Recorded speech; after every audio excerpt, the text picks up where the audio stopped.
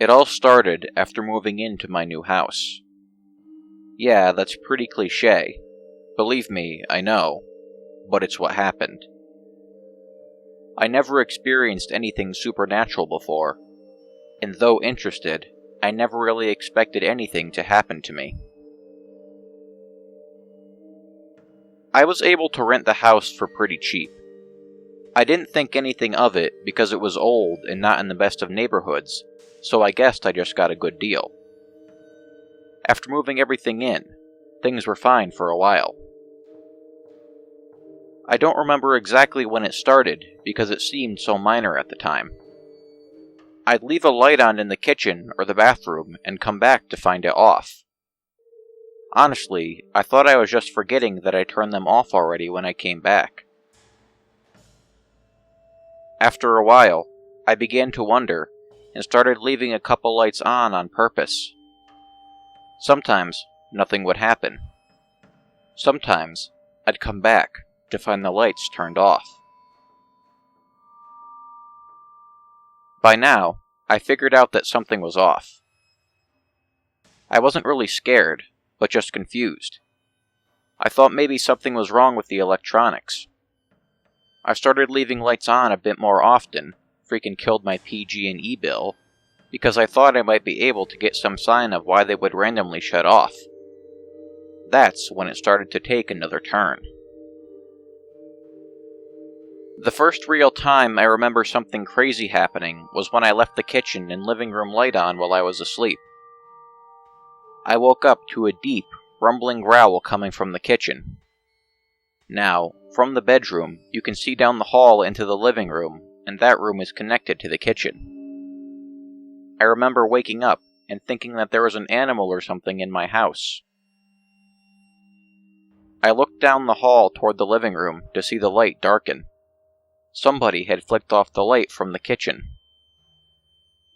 Another low growl came, this time from the living room, and I nearly screamed as I saw something bolt across the length of the hall opening, and then the living room light went out. I couldn't tell exactly what it was, though. It just seemed like a black shadow or something. It didn't really matter. I was scared shitless.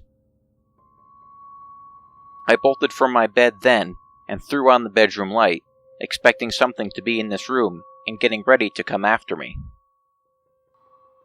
Nothing. There wasn't anything in the room. I let out a low breath, and then I slowly moved down the hall into the living room. Once I got to the end, I practically bolted to throw on the light switch there. Again, nothing. Kitchen next, and once again, nothing. I was starting to think I dreamed all of it before I went to turn off the kitchen light and stopped. Now, I was a grown man, but here I was, terrified to turn off that switch. And I'll admit it, I slept with the lights on that night. That was a mistake. When I woke up the next morning, all the lights were off once again. I went to push myself out of bed and winced as my body felt sore. I pulled the sheets off to see long red marks running down along my legs and arms. It looked like something scratched me in the night. That terrified the hell out of me, but not nearly so much as when I saw what happened. Every light I left on was smashed. Every light bulb that was on last night was broken, every lamp knocked over and smashed in. My breath caught in my throat as I looked around. Something was fucked up as hell here, and something tried to, do something to me. I called into work that day and went to immediately replace all the lights. I didn't know what to do then. I thought about leaving, but, and I know this probably sounds stupid, this was my home. It was my first time away from my family, and this was my home. I couldn't give it up, so I stayed, even as it got worse. Even though I was beginning to become terrified of the dark, I couldn't really sleep with the light on me at night in the bedroom. I'd leave other lights on, though, like in the hall or the living room, giving myself enough to see pretty well in my darker room. and almost every night, I'd wake up in the middle of the night to hear something growling and prowling around the living room, and then the lights would shut off. I didn't want to go look. I was terrified at the thought of being in the same room with whatever was in there. So I curled up in bed and prayed it never came in. One night, after this went on for a while, I had it. I bought a gun and turned on every light in the house. Then, I sat down in the middle of the living room with my gun in my lap and a baseball bat sitting next to me. I waited. There was nothing at first for a long time.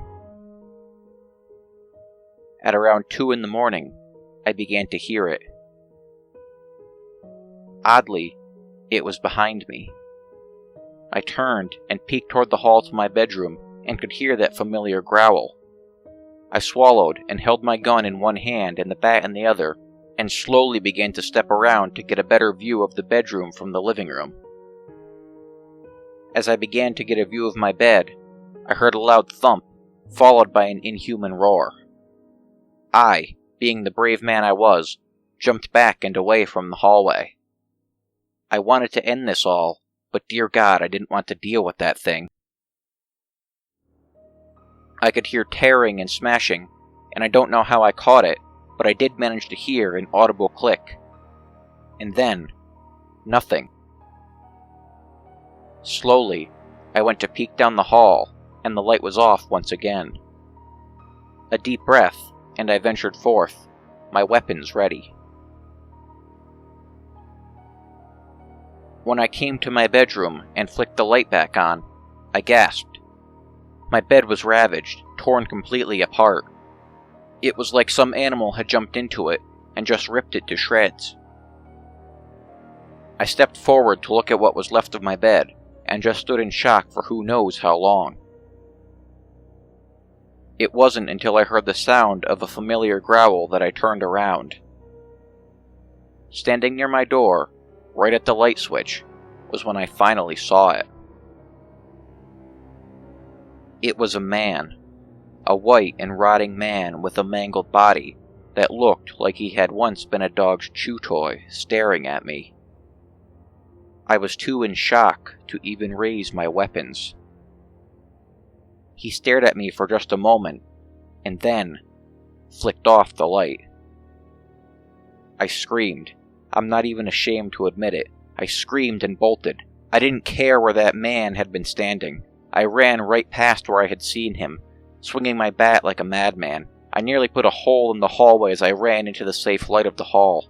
I turned to look back then, just in time to see him once again near the hall's light switch. He turned that one off too.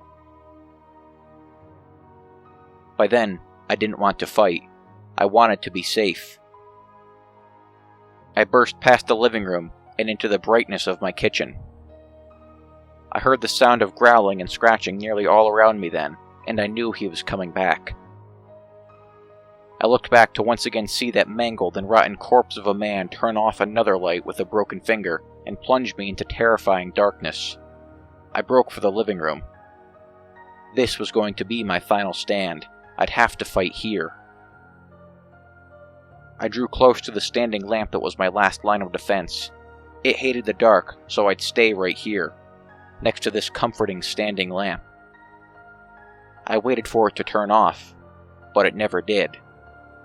I looked around, and quiet. Nothing but quiet. I turned then to look at the saving grace of a lamp that refused to yield. I started to find myself laughing, a crazy but alive laugh, and I thought I'd finally be okay. I stepped closer, and I swear I almost hugged that lamp. Until I saw it. I heard the growl first, coming not from behind me, but in front, from that lamp. My eyes widened, and I stared as the light from the lamp intensified. I stumbled back, and I don't know what happened, but I think I tripped on something. I just know I found myself flat on my back staring up at that bright, intense light. It wasn't comforting any longer, just hot and heavy and bright. I thought it was going to burn me away. And then it came. I don't have words to describe what poured from that lamp's light. It was hideous, twisted, and filled with rage. I know I'll never forget those eyes, though. Bright, hot, and white, two glowing circles of pure malice. It hated me. It hated everything about me. And not just me. It hated all of us, every human being. But it was stuck here, and it would lash out at what it could. Me. I don't know how I knew this, but I just knew. It lunged for me, and I prepared myself for a painful death. The light went out. Once again, darkness. Sweet, quiet, relaxing darkness. I stayed on the ground for a long moment, letting my eyes adjust as I kept my gaze fixated on where my standing lamp was. As the seconds passed, I could start to make him out. That mangled man standing by the lamp, one torn hand upon the switch as he looked down at me. I understood then. I understood what it all meant. Everything that happened. The man pulled his hand away from it, and then pointed his mangled finger toward it, before, very clearly, shaking his head from side to side. All I could find myself doing was nodding. He wasn't the one trying to harm me. All this time, all those instances, he was trying to protect me. That creature could only come in the light, and this mangled man had been trying to keep me safe. He didn't want someone else to repeat his mistakes. I moved out the very next day and never looked back. Whatever it was confined to that house, and so far, nothing has come at me from another light source. However, that thing will always stick with me in my mind.